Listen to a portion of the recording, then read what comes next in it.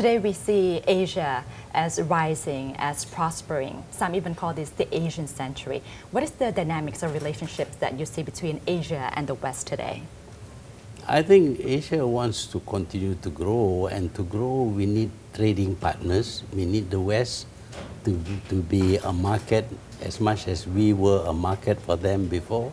The AEC, or ASEAN Economic Community, in 2015 has become a buzzword actually. But what does it really mean for ASEAN? Well, in the light of what has happened to the European Union, we need to have a relook carefully at the AEC, because being a community is not a guarantee that we would prosper. There can be many mistakes made, and we have to avoid the mistakes made by the European Union if we want the AEC to succeed.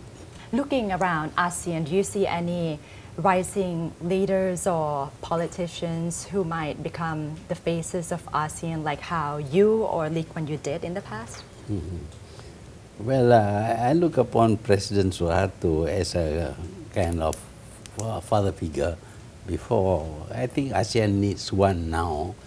But they are changing their leaders very frequently, so it's very difficult to determine who should be the father figure in the ASEAN grouping.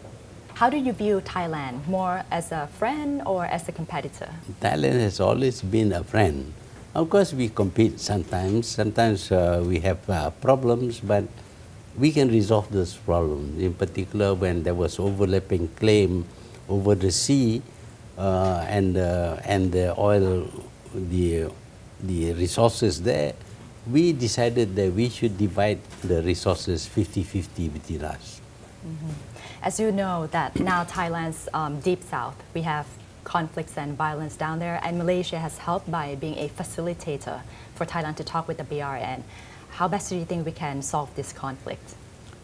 Well, I think this is a very difficult thing to resolve. Malaysia regards this as an internal problem of Thailand, but sometimes when we are asked to be some kind of mediator, we have done so. We have done so for the Philippines, and we hope to do so also for Thailand. But the insurgents or the people, the uprising is not one single group.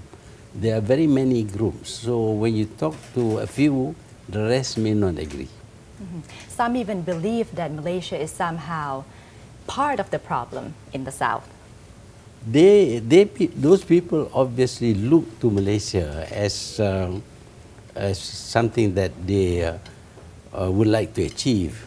You see, but they are part of Thailand, and we accept that they are part of Thailand.